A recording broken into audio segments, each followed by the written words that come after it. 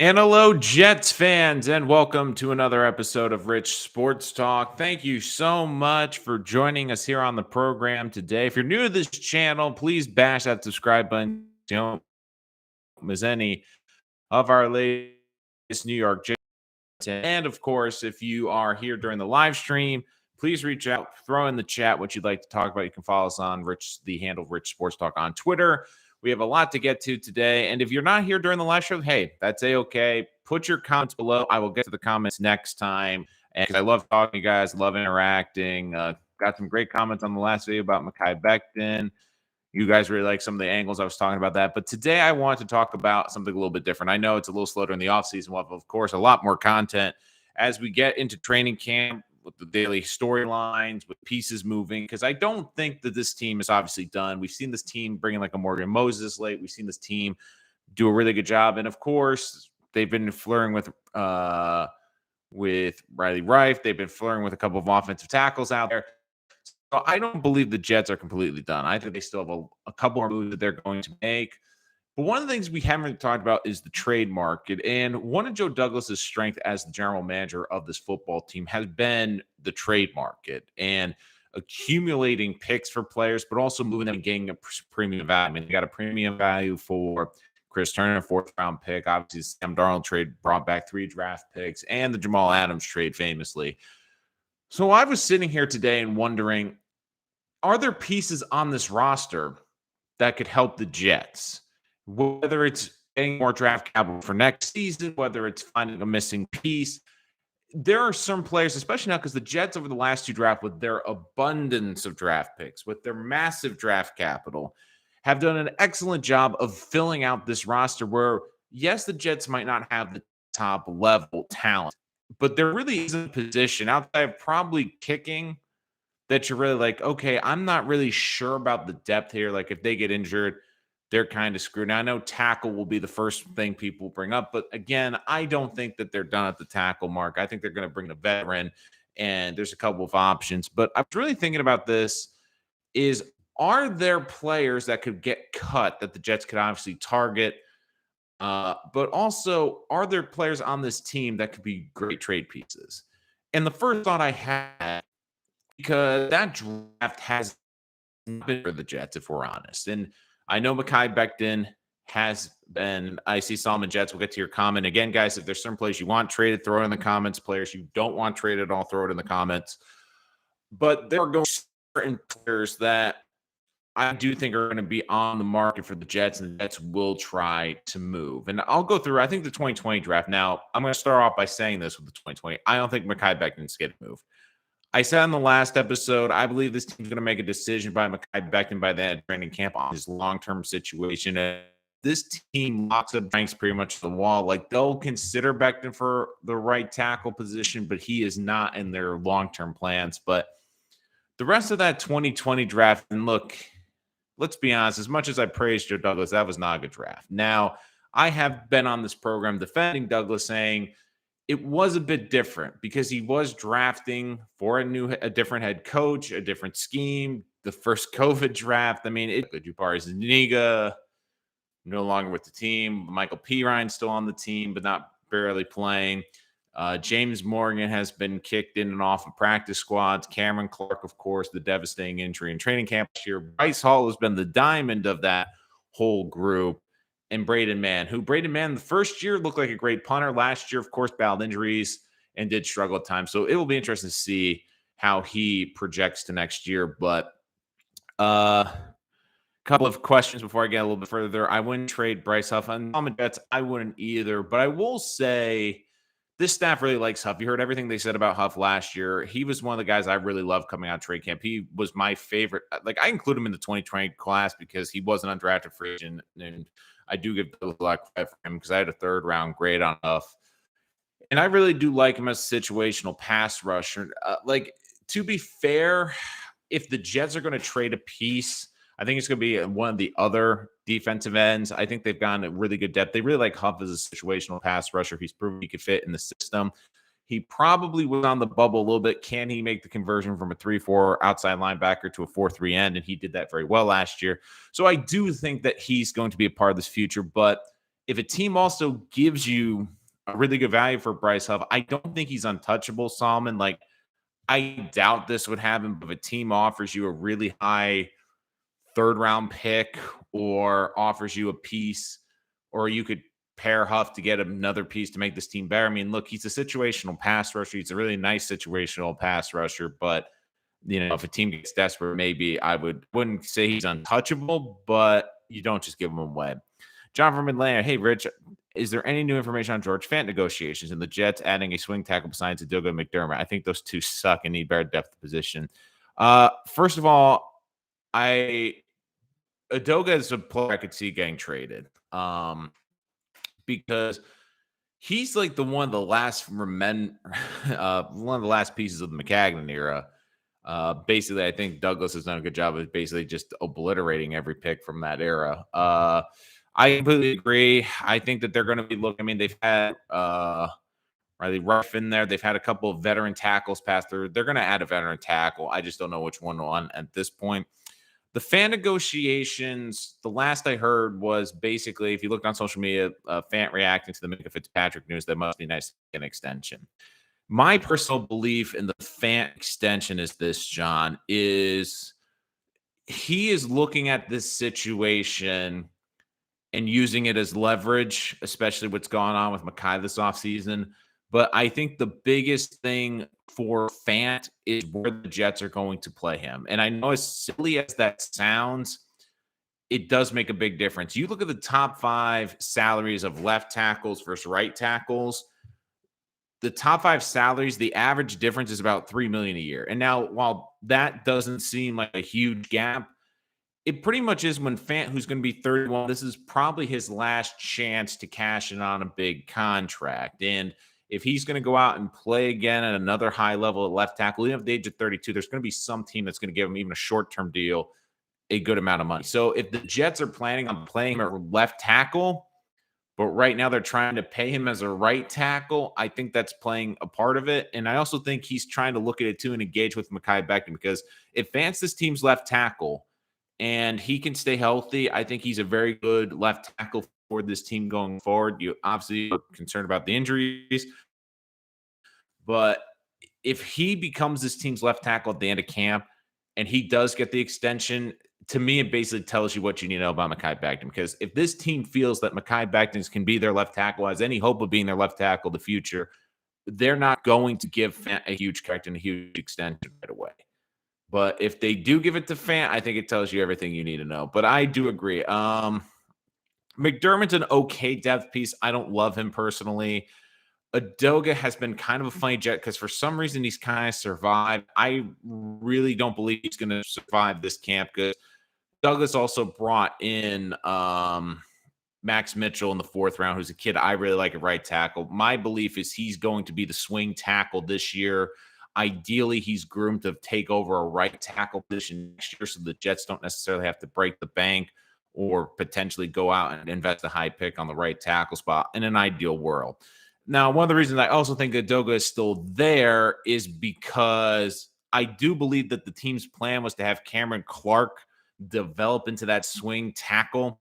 He was a better probable guard and had the body type of a guard, but when you look at what he's able to bring to the table, he could have been a guy that could have played 4 spots on the offensive line between the guard and the tackle positions. And I think what the Jets were hoping was he was going to be their swing tackle, swing guard, basically their super backup. And unfortunately, with the injury in training camp last year and having to retire early, that unfortunately derailed that plan. So that's one of the reasons I think Adoga's on here. But if I had to put money on it, Adoga's not going to be on this roster come the start of 22, unless something really ridiculous or crazy happens. Value-wise, it makes sense. Get a pick for an undrafted free agent, but I think of us a great upside. I would instead see what we can get for Bryce Hall, Ty Johnson, or maybe P. Ryan. So let's get to the point of this episode, which was a little bit about the trade market. Now, you guys can agree with some of these takes or not, and I would love to hear what your responses and your comments are below.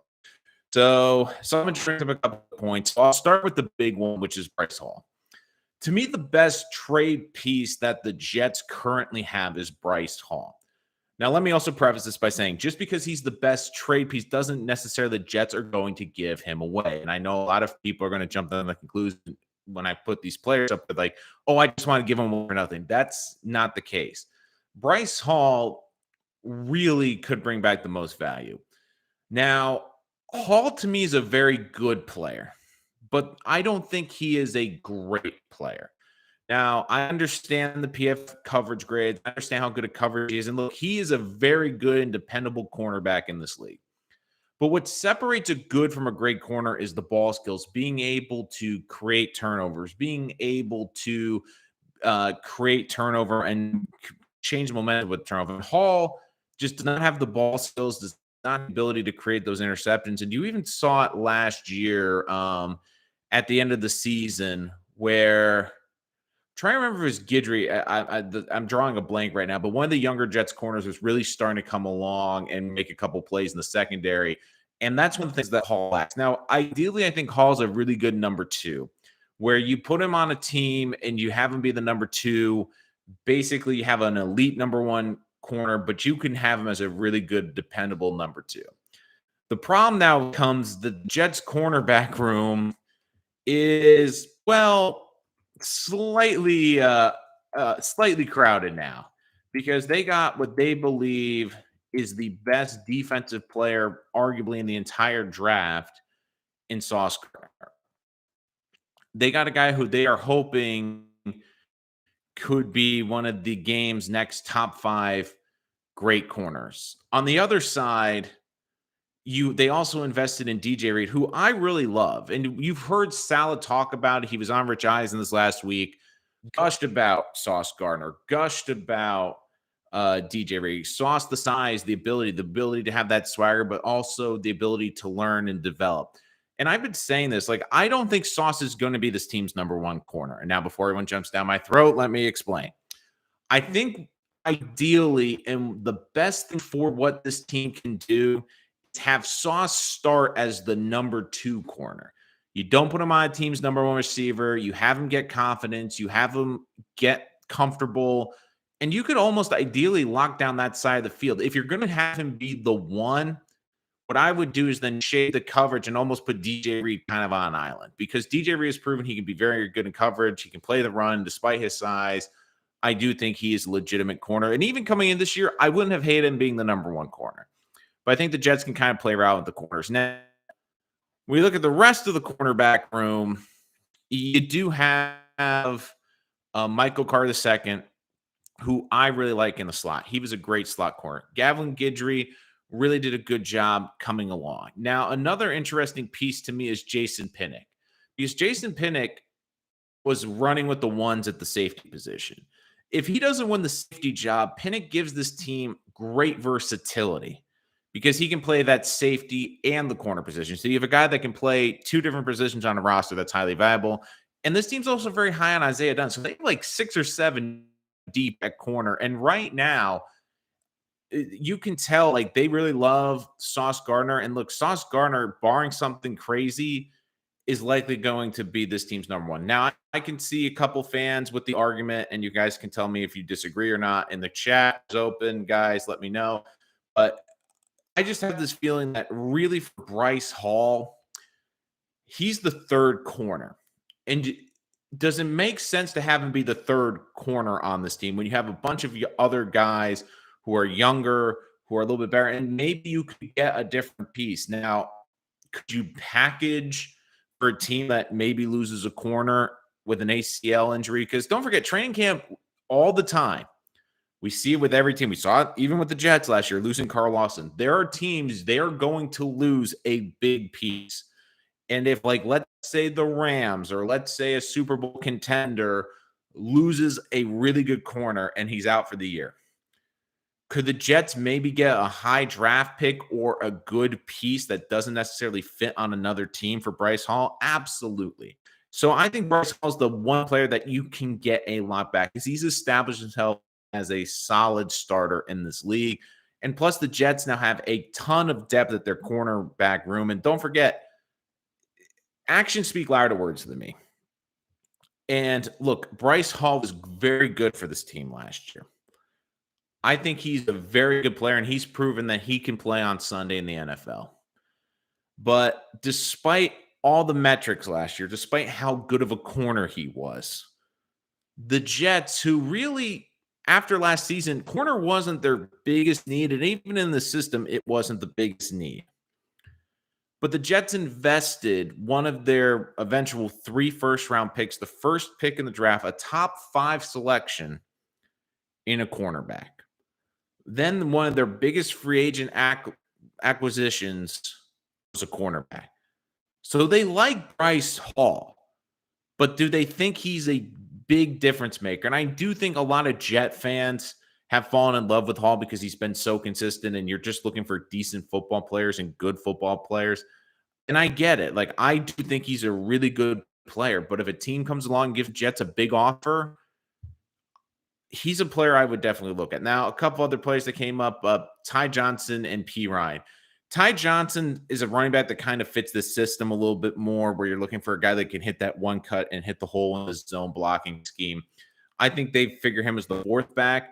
Perrine's a tough one because Perrine fit Adam Gase's scheme. He's more of a power back. Now, do the Jets want to have that power back option? Maybe. But the other thing, too, is there's so many running backs. I don't think anyone's going to give you anything for P. Ryan. If anything, they're going to cut him.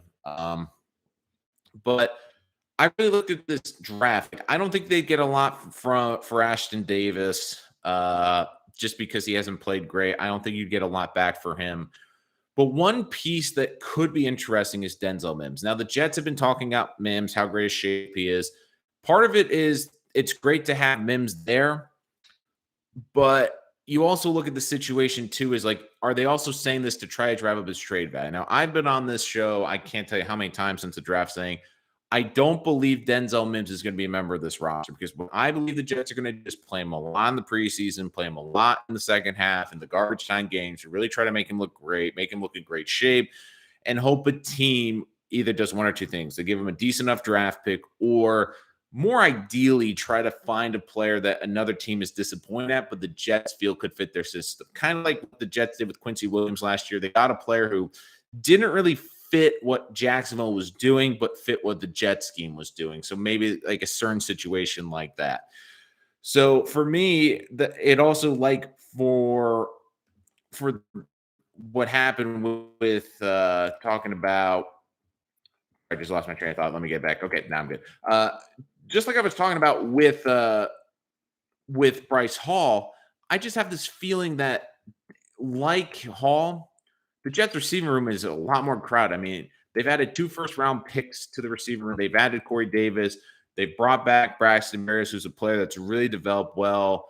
And even this offseason, a lot of people were talking about how good Vincent Smith looked in the training camp. Now, one big thing that could help Denzel Mims is Joe Douglas has learned from the past that you can never have too many receivers. We saw in the first year Sam Darnold, and even last year. I mean, the big 3 of Crowder, Elijah Moore, and Davis only played, I believe, 1 game together. The other thing that I looked at too is, by the time we got to the end of the season, how many of these great Jets receivers were hurt? So is there a chance that Mims just sticks around just because the Jets are so concerned about the depth issue? But it also depends, like, is he going to buy in? Is he becoming a distraction on the sideline? Because we've also seen that teams don't want to put up with the diva receiver. There's so many good receivers out there. I mean, even on the free agent market, I mean, Odell Beckham is still out there. There's still some guys on this market right now that a team could look to bring in. Mims, to me, is kind of like that project where another coach looked at it and says, okay, it didn't work out with the Jets. He doesn't fit that new scheme, but he could fit with us. There's a lot of untapped potential. And look, if we give up a pick, so what? If we whiff on it, it's not going to be a pick that's going to kill us. But I do think that those are a couple players that the Jets could target. Now, another big question is, who are guys that the Jets could target? Now, I think that there are 3 organizations to keep an eye on: the Eagles, the Ravens, and the 49ers. Why? It's obvious, the connections. You get Robert Saleh and the coaching staff the Jets have. They have a lot of connections to the 49ers. They've coached a lot of those players. Look at a lot of the players they've brought in that were either with them or previous with them. And then with the Eagles, and more so than the Ravens, but even to an extent, the Ravens. I mean, those are places that Joe Douglas has worked. He has connections there. Mostly the Eagles, of course, is the most recent. I mean, we've seen him bring in a couple guys off the Eagles practice squad and have done a lot of deals with him. So a couple guys that kind of stuck out to me too was maybe not necessarily trade, but cut. The Ravens, Derek Wolfe. They've added a lot of interior defensive line. He's 32. He's a nose tackle. But what the Jets really need is a run-stopping nose tackle and defensive tackle. I think he could fit very well. And the Eagles have an interesting tackle position because the Jets are kind of in a weird situation with their tackle position. And guys, if you have any questions, players you want trade for, put them in the chat. We'd love to talk about it. Chat is open as always. But getting back to the Eagles, I believe, are going to move off of one or two players because they've drafted a lot of offensive linemen and they don't really have the spot, which is LaRaven Clark and Andre Dillard, both guys in their 20s, both high-round picks, especially Dillard. Dillard was there when Douglas was there, and Douglas was part of the regime that drafted him. I just have a feeling the Eagles are going to move off of one of these guys at one point now. It doesn't make sense for the Eagles, maybe with Denzel Mims. But if the Jets love the upside of, like, let's say Dillard, I think is the best example. Maybe they feel he's more athletic than Becton, or they really want a good backup, or they can groom him this year into a future starting tackle. Could they trade Bryce Hall and maybe get a later pick in exchange for Dillard? Like if the Eagles are looking to upgrade the secondary, because I don't see them looking to upgrade the wide receiver position, or maybe even just for a straight draft pick because the Eagles want to get some type of compensation. We see this all the time. Like teams put out like feelers, like, look, we're going to release this guy, but if you have an offer, to make sure you get him, make sure you send it. Like we see a lot of the time, especially in training camp, like you'll see like for a 6 or 7 or a future consideration pick, just to make sure that that guy doesn't hit the open market. Because there's a feeling that maybe, especially with the Jets' chance, like could one of these players go to a contending team and have a better opportunity potentially than with their own team. So those are 3 teams I would keep an eye on in terms of the trade targets of organizations that could be looking to move players as well. But as always, guys, chat's open. Would love to hear what you have to think. Would love to know what you guys are thinking right now. Are there certain players on this team that you think this Jet team could move? Are there certain Jet players that are untouchable in your opinion that you think higher of than most people?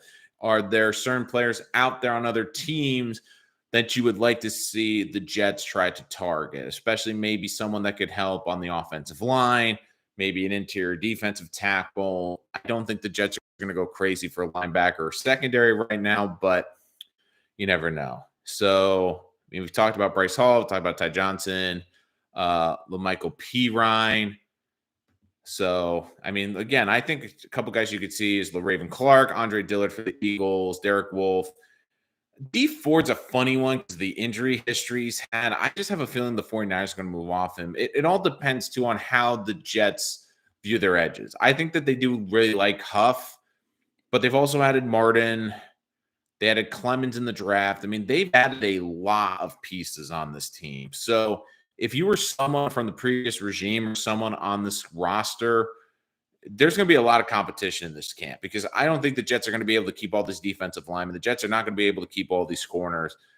And also, Joe Douglas loves his picks. He loves the flexibility. If a team comes along, like I've been saying with Bryce Hall, like if some good team comes along, like let's say the Rams lose one of their top 2 corners to an ACL, or the Packers. I know it'd be a late second-round pick, but if they could give you a second-round pick and maybe like a future 6th or 7th for Bryce Hall, it might not be a bad move. I mean, this is a guy you drafted in the 5th round. You end up getting a high draft pick that could be very good for next year's draft. For someone that probably, if things work out the way you want or that you envision, is probably going to be your first backup. So, I mean, it also comes down to it too, was especially the 2020 draft. Why I brought them in is because now we get into the period where they're getting to their 3rd season and you're starting to look at contracts.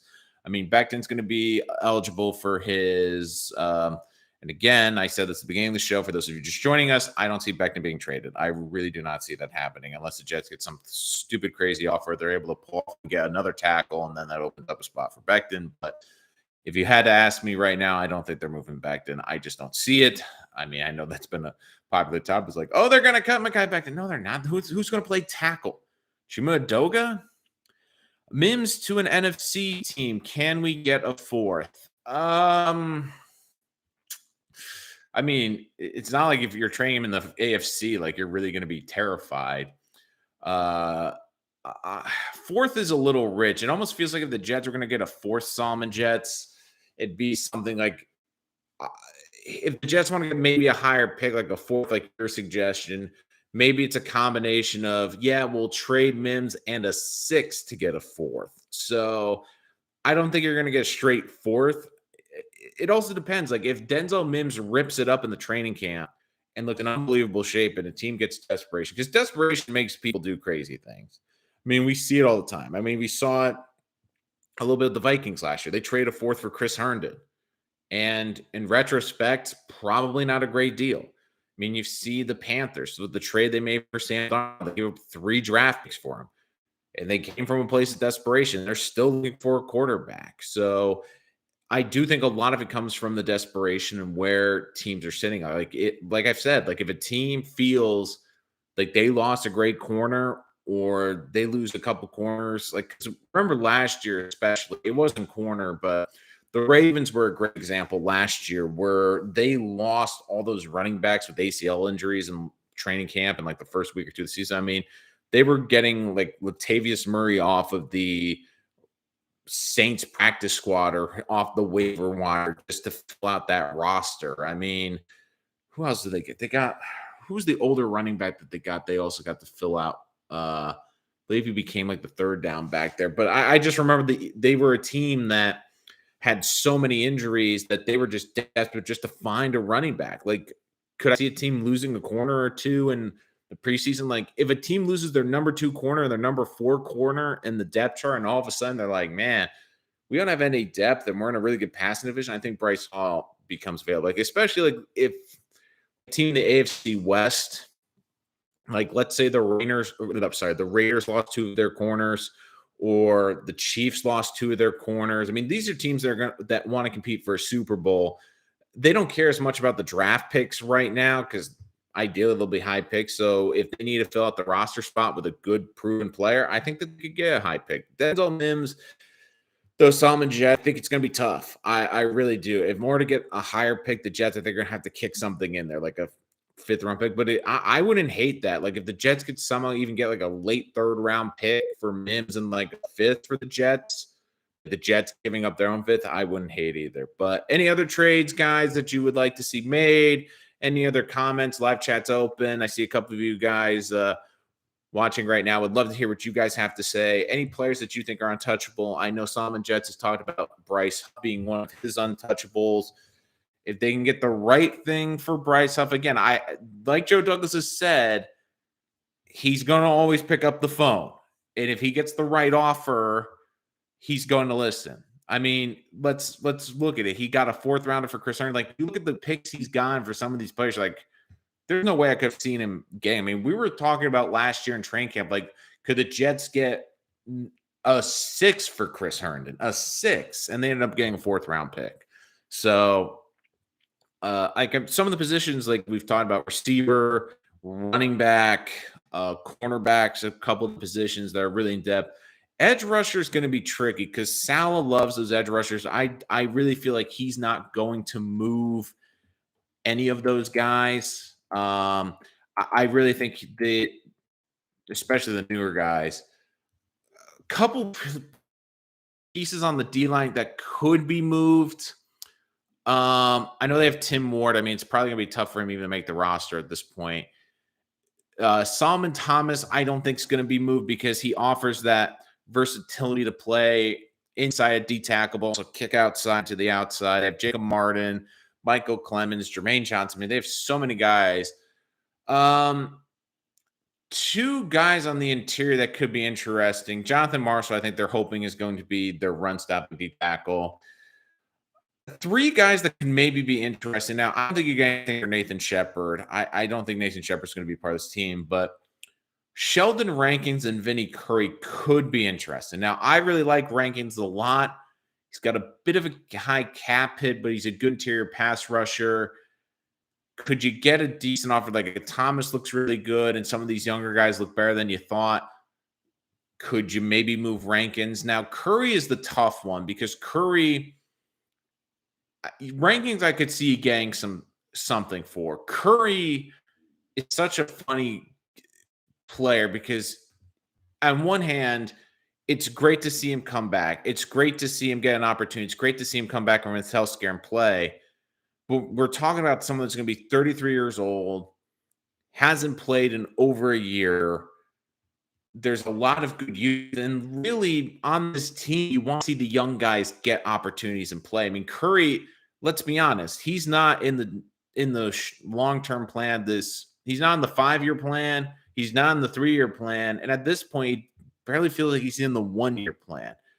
Now, if he comes out and shows he's healthy in camp, could a contending team maybe look at him, or a team that's desperate for an interior pass rusher look for him?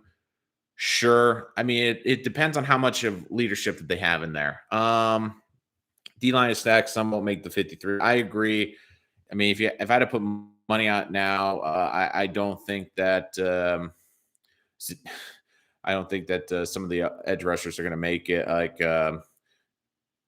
Zuniga's not going to make it. Martin's probably not going to make it. No, not that Martin. Geez, I just had the depth chart too. Like the thing is, the Jets have added so many guys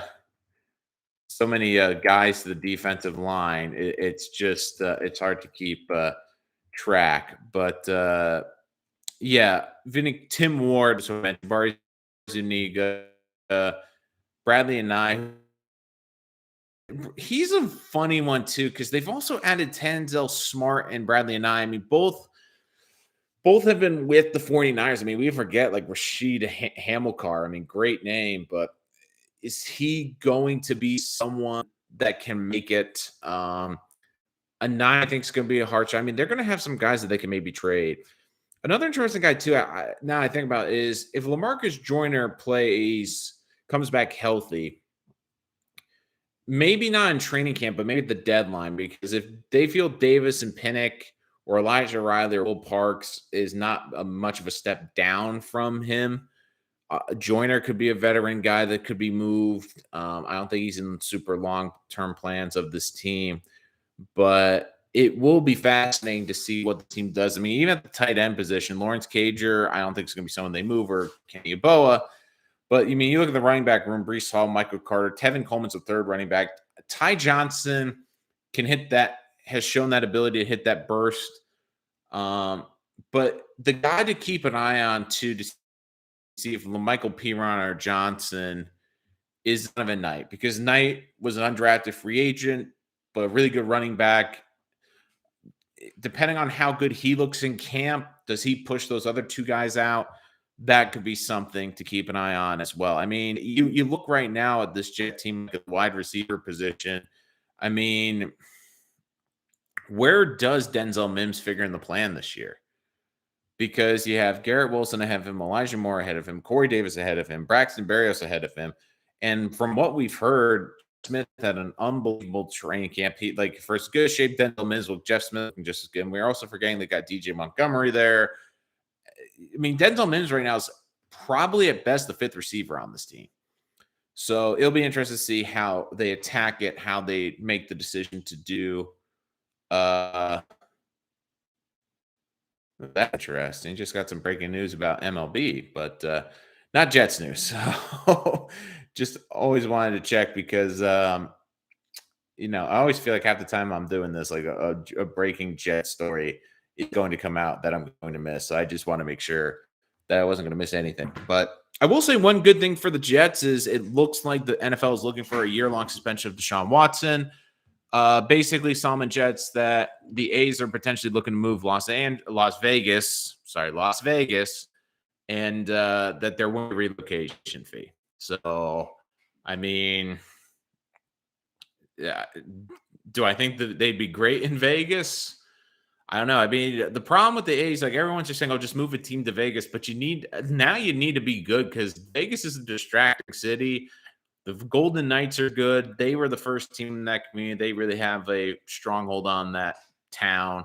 I I mean, the Raiders will always, because it's the NFL. I mean, baseball, like I think the A's would easily be the third team. And look, the A's are not a good baseball team. It's not like you're getting like the Astros or the Angels or one of these teams winning 90 games. I mean, you're looking at a team right now that's going to struggle to win 70. So that was the baseball news. But I mean, the good news for the Jets, it looked like Deshaun Watson could potentially be suspended. I think that's huge news because I think that's a team that the Jets can. I mean, I really look at the first 4 games as a dogfight. The 2 matchups, I think the Jets have the best shot, despite how good the defense is still the Steelers because of the quarterback situation. You're going to get a rookie quarterback or Mitch Trubisky. And then the other situation is now Cleveland, especially if Deshaun Watson is going to be suspended, but nothing official yet. But there have been reports that the NFL is looking for a year suspension. I mean, for obvious reasons. I think the biggest reason is that he kind of lied and said, like, oh, no, nothing else is going to come out. And then 1 week later, more stuff came out. So hopefully that's some good news for the Jets as well. But just looking at the chat right now, seeing, do we have any other questions about the trade market? Would love to hear from you guys. If you're joining us after the show, of course, make sure to put your questions in the comments. I'll make sure to get them. If you're new to the channel, make sure you hit that subscribe button. And of course, if you know anyone that looking for more Jets content, wants to join another Jets site, wants to be a part of a Jets community, please let them know about our channel and follow us at Rich Sports Talk on Twitter, or of course, hit the subscribe button here. So a little bit of that breaking MLB news. So we've thrown that in here as well. You know, giving you guys some variety. You know what they say, variety is the spice of life, especially as we head toward July and really in the one dead part of the NFL season. But this was a lot of fun today. Love talking about the Jets as always. Thought that the Jets have a couple of pieces now because in the past, it's like if they move a guy, they're like, oh, God, they have no one to replace him. But at least now I feel the Jets are in a position where if they had to trade a couple pieces, I don't think it's the end of the world. I think Bryce Hall is the one piece that could bring back the most. But I also think there's some pieces on this team that could still bring back significant value for this team. And really, I think like guys like Denzel Mims, it's not even about getting great value. It's about potentially finding a piece that fits because we've seen it so much in the NFL. It's about fit. Like maybe there's a player that is out there that just doesn't fit their current scheme, like a Quincy Williams last year. It comes to the Jets and fits the system like a glove. Like that's the biggest thing. I think the Jets know what their system is looking for, what the kind of players they need for the system and whose skill set would fit the system incredibly well. So those are all factors to keep in. But giving it one more chance, guys. Do we have any more questions for today? Just want to make sure I don't miss anyone out. The chat is open on the sidebar. Any questions about players, trades? I know we talked about George Fant and the negotiations earlier in this episode. Mekhi Becton, the floor is yours, guys. I want to hear what you guys have to say today, and I will answer the question. So I'll just stand back for a second, just if you guys have any other questions that you'd like to get to before we wrap up today. I just want to make sure I don't miss anyone and give everyone the opportunity to ask a question or ask one last question before we head out today. And again, as a reminder, we're going to be doing as much Jets content as we can. There will be a lot more as we approach training camp for obvious reasons. There'll be more storylines. There'll be more content per daily. And also it'll just be easier to talk, a lot more talking points. I understand it's the middle of the summer, but look, there's still football to be talked about. And even if there isn't, I will make sure there's football to be talked about. So just again, guys, waiting to see if we have any other questions today. Are you planning on collabing with anyone? I only watch Frankie from Flatbush, a Green Bay Jets fans. I'm open to collaborations, guys, so I'm not afraid to talk. I've been on Keys to the City. They're a big Giants podcast. I've been on their Facebook Live, so, you know, I will definitely be keeping to reach. I'm open to that. I would love to collab, so if there's anyone watching this that has their own Jets page, wants to collab, just message me, and I'm definitely open for it. I've reached out to a couple people.